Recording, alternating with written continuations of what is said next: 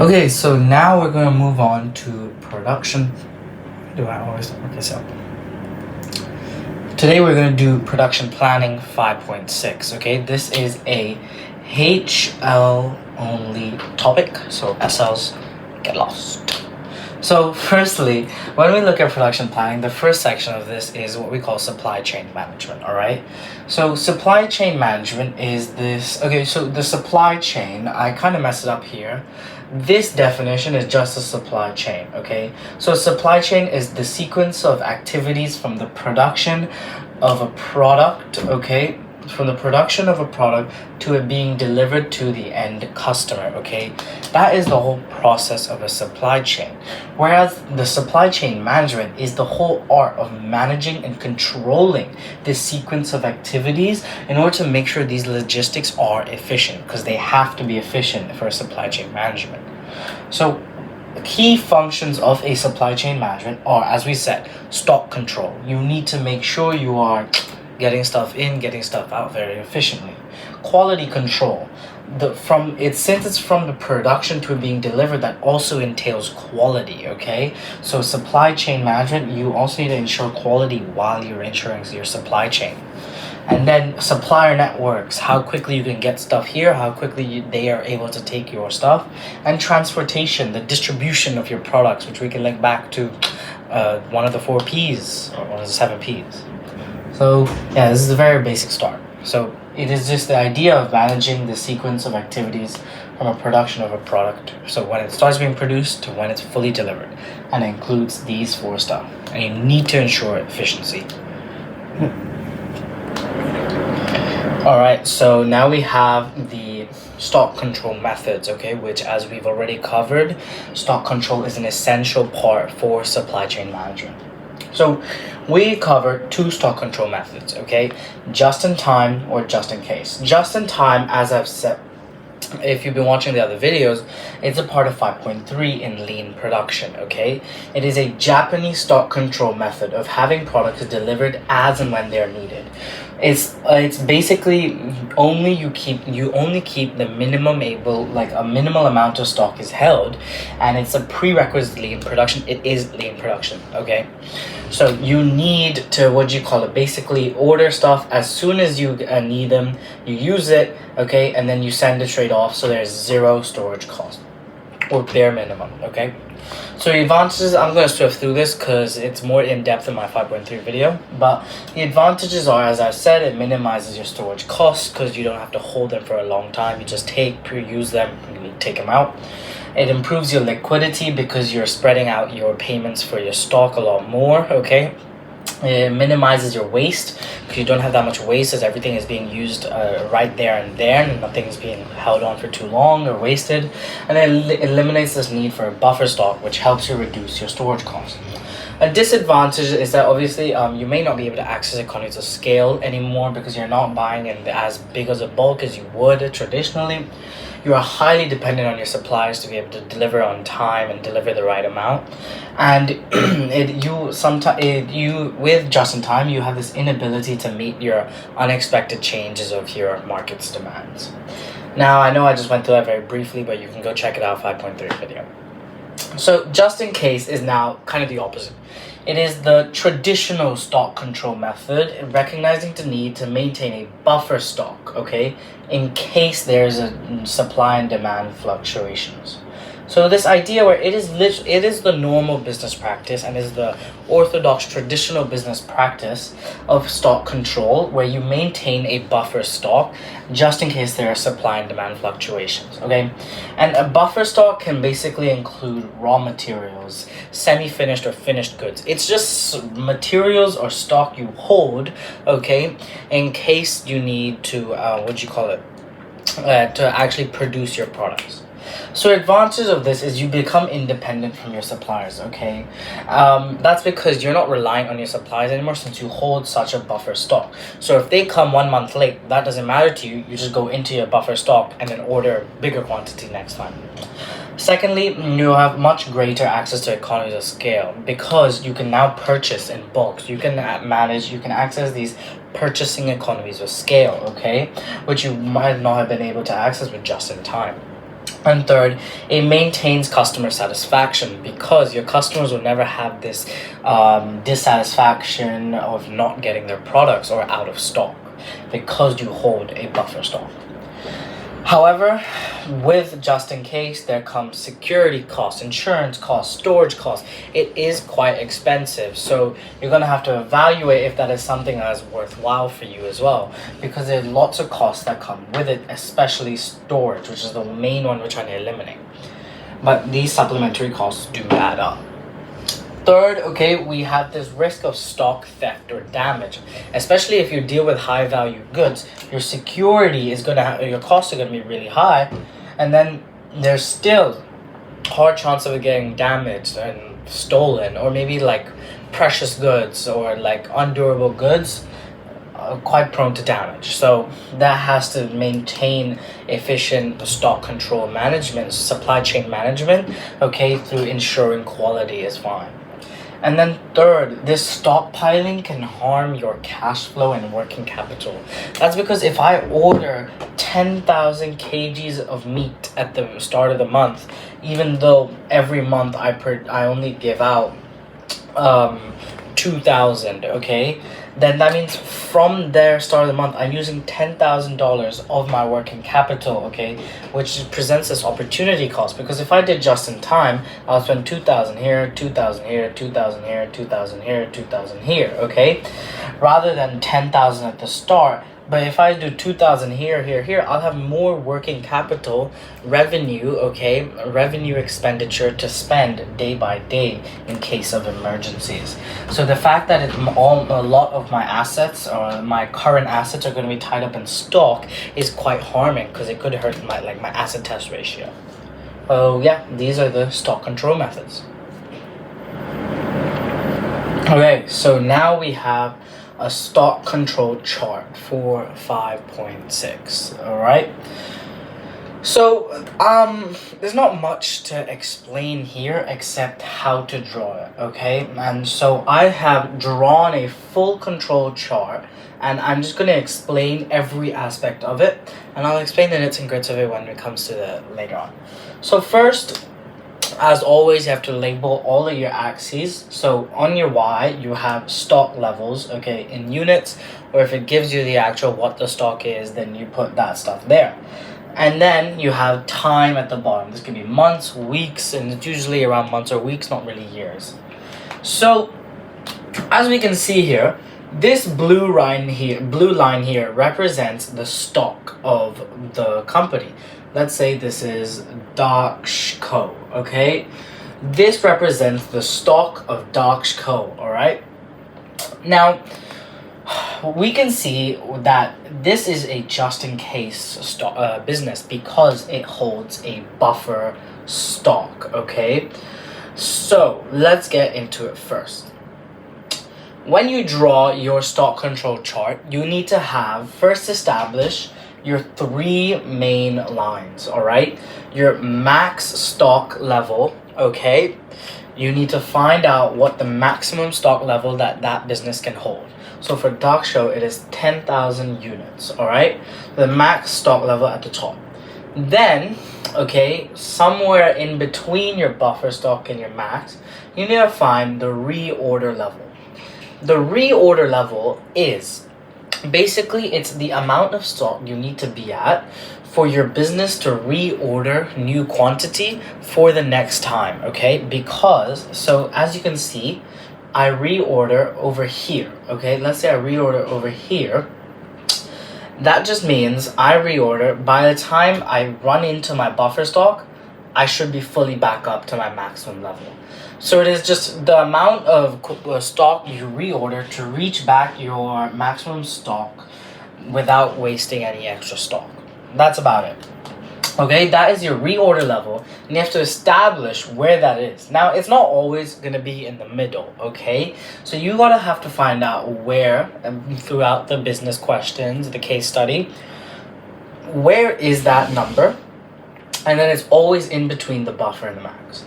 And as I was saying, we have the buffer stock level, okay? Now, the buffer stock is actually this whole thing, all right? So don't confuse that. This is the buffer stock level, all right? So these are just the first 3 things you need to do when you start your stock control chart. Secondly, now you need to find out something we call the lead time, all right?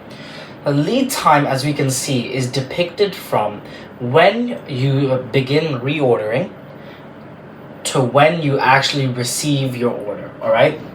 So the lead time is the time lag, or the amount of time it takes for you to receive the products that you've ordered from your suppliers, okay? So we can see that I ordered my reorder quantity at the first week. So then by the second week, as soon as the second week hit, I arrived. So my lead time is going to be 1 week. Now this is very important, and this is where they put most of the hard parts of the question, as because lead time might not be very basic. It might be 2, might be 3, and it might be different than what you expect, all right? So lead time is kind of how you would draw the actual stock level, all right? So you would base all everything else off of the amount of lead time there is, okay? So as I was saying, the lead time is the time lag in between your order, the time you order, to when you will receive your reorder quantity. But how do you calculate this reorder quantity? You may think that the reorder quantity is from here to here. That's a common mistake students make, but it's not, because the reorder quantity is all the way from here all the way down here, okay? Because when you reorder, so when I'm at 5,000 units, okay, I reorder this equation, the max minus my buffer level. So I will order 10,000 minus 2,000, so 8,000. I will order 8,000, so when I receive my 8,000 in the second week, it goes back to my max stock level. Rather than if I ordered 10,000 minus 5,000 is 5,000. So if I ordered 5,000 here, and I receive 5,000 here, I would just go have my stock somewhere here, and then now I just have so much wasted space that's just become redundant. So your reorder quantity is actually your maximum stock level minus your buffer stock level, okay? And then we have this aspect of usage rates, all right? Usage rates, they may ask you to calculate this, is how efficiently or how productively the business is using its stock. So we can see here, so let's say what is Dasho's usage rates for the period of 6 weeks, okay? We'll just see how much stock I've used, okay? So that's 10,000, 20,000, oh no, sorry, 8,000, 16,000, 24,000 divided by 6, and then that is my stock usage rate, all right? So I think that is everything to do with stock control charts. But just before I finish, I think once you do your stock control charts in your exam, the first thing you should do before even drawing it is just writing it down. Okay, max equals this, okay? Reorder equals this. Buffer stock equals this. Lead time equals this, okay? And you should write everything down, so then when you are drawing it, you have this thing next to you, all right? And you can just fully just check based on the chart, are you correct or not? Are you correct or not, okay? And you just base everything off. Because if you're just trying to draw straight from a case study that has so much other stuff, okay, that's not simplified, and I try to pick this out, put it here, pick this out, it's not gonna be that great. So me personally is what I always do. I always write everything down to the side so I know all the key information, okay? So the max, the reorder, the buffer stock level, and the lead time, okay? And the reorder quantity, but you'll figure that later. But I do these four, the main four, and I have them right next to me, so when I'm drawing my buffers, my stock control chart, I can just look directly here and just double check if I'm correct or not. So yeah, that is the stock control charts. So now we have the next part after stock control charts. We have capacity utilization rates. Right. So the capacity utilization rate is this measure of a firm's efficiency, okay, as it reveals the extent to which there are idle resources in the organization. So to break that down, that's just basically it's a measure of the firm's efficiency by revealing how many of the resources are idle, redundant, not being used. Okay, so but the way we calculate it is this formula right here. It is the actual output over the productive output times 100, because all rates are a percentage. All right, so what does it mean by actual and productive output? Actual output is what it says. It is what you actually produce and what you, as a business, what you actually do. So let's go back to that Docs code. Like me, I only produce, let's say my business produces this month, we are a toy factory and we produced 6,000 toys, all right? So that would be 6,000 toys for the actual. The productive output is the maximum that we are able to make. So if we were 100% efficient and all our machines and labor was working perfectly, that is the amount that I'd be able to produce at a maximum. So let's say 10,000, okay? And then times that by 100, all right? So that is my capacity utilization rate. 60%, all right? The productive output is just how much, if it was a perfect world, all right, you are able to make. The maximum you're able to produce, and the actual output is what you actually produce. So why do we want a high capacity utilization rate? Well, okay, it leads to this lower fixed cost. And not directly, but indirectly, there's a lower fixed cost, because once you have a higher capacity utilization rate, your average fixed costs are decreased because they're distributed to a larger amount of products. So let's say for that 6,000 units I made, let's say my fixed costs are 2,000. If I made 6,000 units, all right, then my fixed cost is quite expensive there. It's around 30% of my output. However, if I made, let's say the max I could make 10,000, then it's only 20% of my products. So that is only around like 20%, okay, where I'm doing that. And I just get to lower my fixed cost. That's just because they are distributed to such a larger amount of products, which are going to get a larger amount of sales, thus greater profits and reduced average cost. And secondly, a high capacity utilization rate is especially important for products with low profit margins. If I have a low profit margin, I need to ensure my capacity utilization rate is as high as possible so I can earn actual profit. If I earn a cent on the dollar for every product I made, okay, let's say I charge, okay, $2, all right, but then my product costs $1.99. If I earn a cent, okay, on every product I make, I need to make sure that I have a high capacity utilization rate, so I have that high output in order to actually earn a livable profit. And third, with a high capacity utilization rate, you just achieve this greater efficiency. You'll be able to achieve your break even so much faster. Let's say my break even there, okay, was 2,000. If my capacity utilization was, my actual output was, my capacity utilization was 80%, I would have reached my break even a lot quicker than I would have if it was 40%, okay? Thus, that helps me retain cash flow and liquidity as well. But maybe 100% is not an amazing one as well, because that means your employees are going to be worn out. They might be unmotivated after a certain period of time. They might be unpleasant, okay, and machines may deal with lots of problems if they're being overused as well. So yeah, that is capacity utilization rates.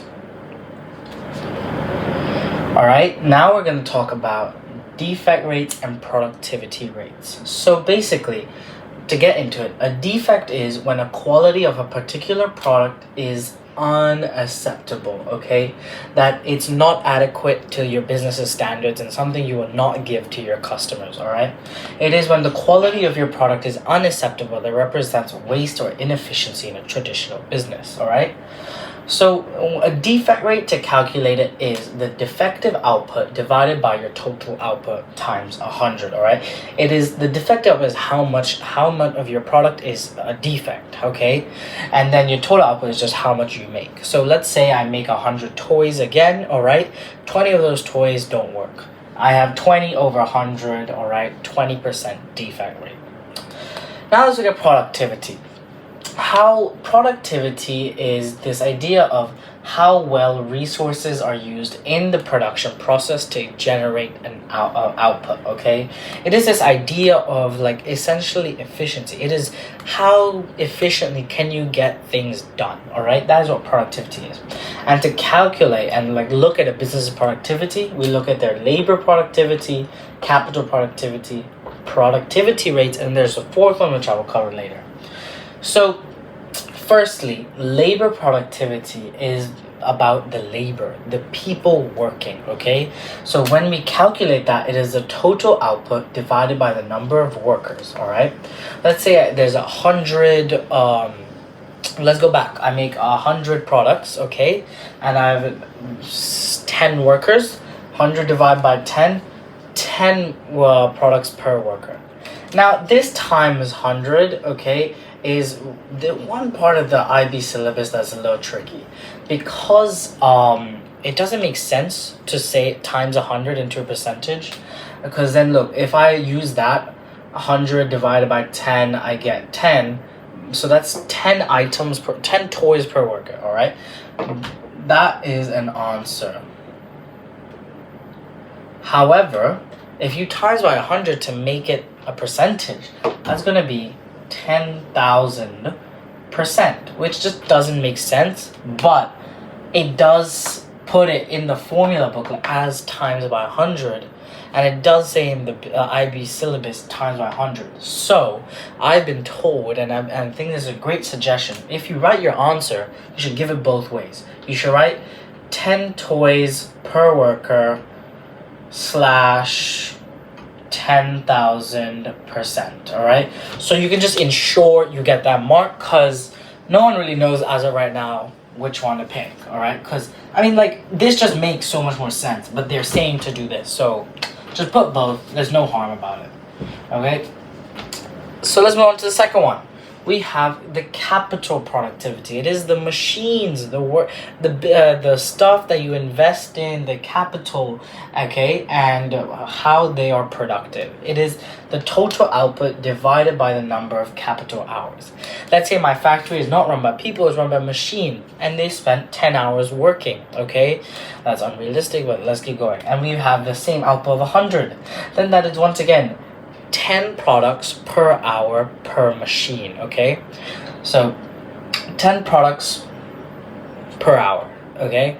And then you give your answer, 10 products, 10 toys an hour / 10,000% capital productivity rate, okay? And now we have the last one, is the productivity rate. It is just your total outputs over your total input. It is the total amount of outputs you give, okay, the amount of outputs you get divided by the total amount of inputs. Now sometimes they might give this to you as in monetary value. So maybe my total outputs added up to $10,000, and then my total inputs will add up to $5,000, okay? So then that gives me a nice little 222, okay, and then 200%. This is where you would actually use the times 100 properly, because it is going to be a percentage, a normal percentage. So yeah, these are defects rates and productivity rates. Have operating leverage, okay? Operating leverage is basically the measure of a firm's fixed costs as a percentage of its variable costs, all right?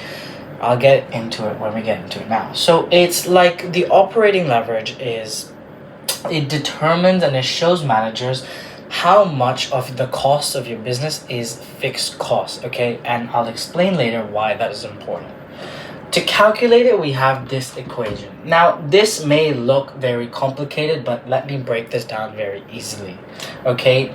Price minus variable cost per unit times your quantity. This is just total contribution, all right? And then you have the exact same thing below, minus your fixed costs, all right? So it is just simplified total contribution over total contribution minus fixed costs times by 100. That is a simplified version of the operating leverage, but obviously they won't always just give you these outright numbers, so we've done it this way, so maybe you would need to rearrange and calculate other ways.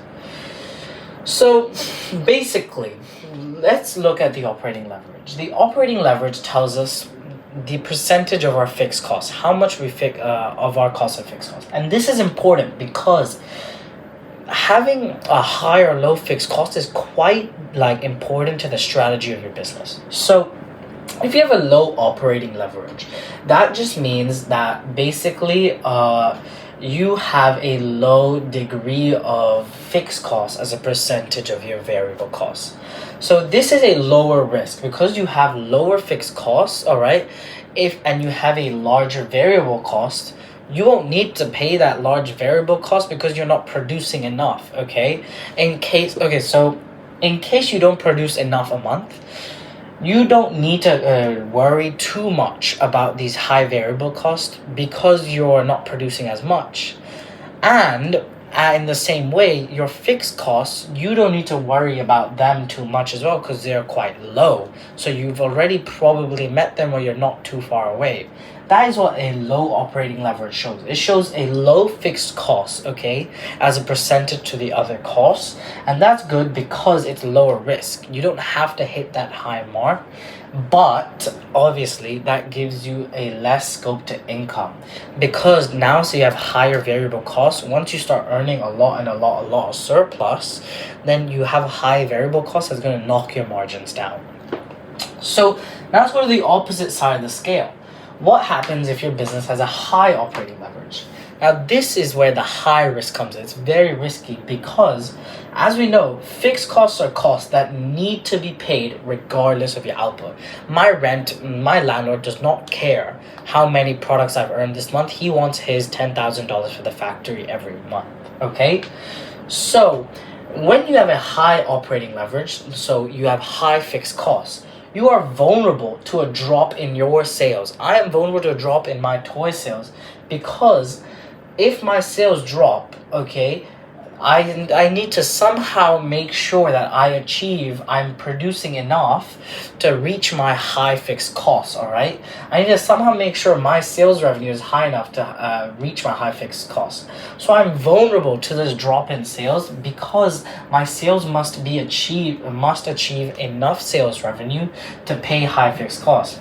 But once again, it's not completely terrible because once I start reaching high sales volumes, all right, I'm going to get a much greater profit margins than these because my variable costs are significantly lower since my fixed costs are a lot higher. So that is operating leverage. But now let's get into the overall productivity rates. What are the detriments of productivity? What influences your productivity rates, all right? 25 things, all right? Tech, rivalry, innovation, entrepreneurship, skills, and experience. The technology you have, okay, how advanced it is basically to influence your capital productivity. This rivalry can help your productivity because it can motivate your labor workforce. This could increase your labor productivity rates. Innovation, how innovative you can become. How can you employ new strategies to become more experienced, a lot more efficient, a lot more productive. Fourth, entrepreneurship, this thinking, okay, this thinking of an entrepreneur, this risk taking, okay, all of these factors. Skills and experience are also something to influence productivity as it has direct influence on the rest of your business. So that is productivity rates and operating leverage. All right, so now we're going to look at the last part of 5.6, this idea of cost to buy or cost to make. Now, if you're a business making a product or a good, okay, you're going to come by this decision. You have the decision for your product to either buy your product from somewhere else or to make it yourself. So the way to decide which one to do is looking at these quantitative factors, okay, so all to do with money, and then these qualitative factors over here. So the quantitative factor is very simple, okay? We have an equation for the cost to buy. It is just the price of the good you want to buy times however many you want to purchase, all right? That is the cost to buy formula. And then the cost to make formula is your fixed costs, okay, plus your variable price, okay, or variable cost per unit times the quantity, okay? So these are just the two components you look at quantitatively, all right? And whatever is cheaper, if you're only looking at a quantitative standpoint, you would just pick whatever is cheaper. Now, when we look at qualitative factors, okay, we have to think about this idea of all of these factors. So first, we have this time frame of production. Maybe it is it is $10,000 cheaper every month to produce my toys than to buy the same amount of toys every month. However, it takes double the time it would take me if I were to buy rather than actually make it myself. Then I might switch to the more expensive side because of this qualitative factor of the time. And then we have this spare capacity. How much capacity do you have for these fixed costs, your variable costs, all of these costs and these labor, okay, rather than just buying everything at once. And then your reliability of suppliers, okay? If you're going to choose the cost to buy method, how reliable are your suppliers to actually deliver it on time or deliver sufficient needs, okay? And then in-house expertise, if you're choosing to make it in your house, okay, in your business, how do you have the experiences, do you have the skills, the abilities to actually make everything? Your size of your capital expenditure, okay? How large is your capital expenditure that you need to make? Would it impact your cash flow a lot larger? So you should just cost to buy rather than cost to make. The core and non-core competencies, okay? So you have to understand if it's essential to your business, okay, or if it's not essential, all right? Then you might have to decide on your factor. Maybe if it's not essential, you might just cost to buy rather than wasting so much time. Strategic importance, because maybe if you cost to make, if you choose to make it, okay, the choice to make, maybe, it gives you this unique selling point, okay? Significance of the product to the firm. If that product is essential to your firm and you don't want to mess it up, you don't want to rely on suppliers, maybe you choose to make, okay? So you are 100% sure that this essential product for the firm is going to be right. And then external influences. Maybe the quality is different when you buy rather than you make. Maybe your competitors are all buying, so you could get a unique selling point for making or stuff like this, or governments incentivize making over buying. All of these aspects are the decisions to decide whether you should choose to make, okay, or choose to buy your products. So that is all of 5.6.